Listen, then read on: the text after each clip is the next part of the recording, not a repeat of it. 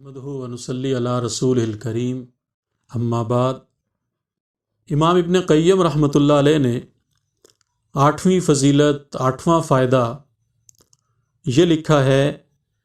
کہ جب درود دعا سے اول ہو تو اس دعا کی قبولیت کی امید کرنا، کہ دعا کے آغاز میں اگر نبی کریم صلی اللہ علیہ وسلم پر درود پڑھ لیا جائے تو اللہ تعالیٰ اس دعا کو قبول فرماتے ہیں۔ اور شیخ لکھتے ہیں کیونکہ درود شریف دعا کو رب العالمین تک لے جاتا ہے، اور بلا درود کے یعنی درود کے بغیر اگر دعا کی جائے تو وہ دعا زمین و آسمان کے درمیان ہی روک لی جاتی ہے، کہ ایسی دعا جس کے آغاز میں نبی کریم صلی اللہ علیہ وسلم پر درود پاک پڑھا جائے، وہ دعا اللہ رب العزت کے ہاں شرف قبولیت پا لیتی ہے، اور جس دعا کے آغاز میں نبی کریم صلی اللہ علیہ وسلم پر درود پاک نہ پڑھا جائے تو وہ دعا زمین و آسمان کے درمیان معلق رہتی ہے، اسے روک لیا جاتا ہے، اور اللہ رب العزت کی بارگاہ میں اسے شرف قبولیت نصیب نہیں ہوتا۔ اس لیے اگر ہم چاہتے ہیں کہ ہماری دعائیں شرف قبولیت پائیں، ہماری دعائیں اللہ رب العزت تک پہنچیں، اور اللہ رب العزت ہماری دعاؤں کو قبول فرمائیں، تو ہمیں چاہیے کہ ہم اپنی دعا کے آغاز میں اور دعا کے اختتام پہ نبی کریم صلی اللہ علیہ وسلم پہ درود و سلام پڑھیں۔ امام ابن قیم رحمۃ اللہ علیہ نے 9واں فائدہ یہ لکھا ہے کہ درود پڑھنے والا رسول اللہ صلی اللہ علیہ وسلم کی شفاعت پانے والا ہے،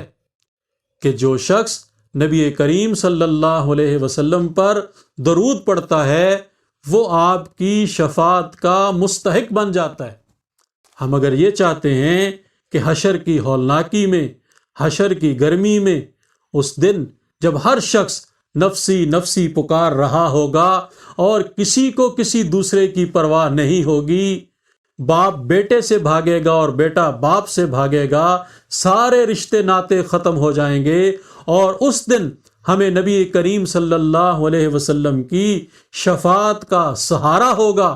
اور اس دن اگر ہم یہ چاہتے ہیں کہ ہمیں نبی کریم صلی اللہ علیہ وسلم کی شفاعت مل جائے اور ہم آپ کی شفاعت کے مستحق ٹھہریں، تو ہمیں چاہیے کہ ہم کثرت کے ساتھ نبی کریم صلی اللہ علیہ وسلم پہ درود و سلام پڑھیں۔ امام ابن قیم رحمۃ اللہ علیہ نے درود و سلام کا 10واں فائدہ یہ لکھا ہے کہ درود شریف گناہوں کی مغفرت کا باعث ہے، کہ اللہ رب العزت درود پاک پڑھنے والے کے گناہوں کو معاف فرما دیتے ہیں،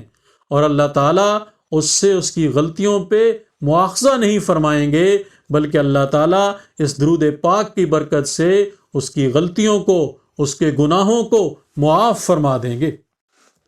اور 11واں فائدہ آپ نے یہ لکھا ہے کہ درود شریف بندہ کے رنج و غم میں اللہ تعالیٰ کے کفایت کرنے کا سبب ہے، کہ جو شخص نبی کریم صلی اللہ علیہ وسلم پہ درود پڑھتا ہے اس کے غم اور فکر میں اللہ تعالیٰ اس کی مدد فرماتے ہیں، کہ اس کے غموں کو اللہ تعالیٰ دور فرما دیتے ہیں، اور اس کی زندگی میں راحت اور آسانی آ جاتی ہے، اور اس کی زندگی کے سارے دکھ اور تکلیفوں کو اللہ تعالیٰ اس سے دور فرما دیتے ہیں۔ اور 12واں فائدہ انہوں نے یہ لکھا کہ قیامت کے دن رسول اللہ صلی اللہ علیہ وسلم سے قریب تر ہونے کا سبب ہے درود پاک کا پڑھنا۔ جو شخص نبی علیہ الصلاۃ والسلام پہ جتنا زیادہ درود و سلام بھیجے گا اور جتنا درود و سلام پڑھے گا، قیامت کے دن اتنا ہی اسے نبی کریم صلی اللہ علیہ وسلم کا قرب، آپ کی نزدیکی اور آپ کی ہمسائیگی اسے نصیب ہوگی۔ اور امام ابن قیم رحمۃ اللہ علیہ نے درود و سلام کا 13واں فائدہ یہ لکھا ہے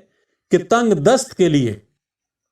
غریب آدمی، فقیر آدمی جس کے پاس وسائل نہیں ہیں، دولت نہیں ہے،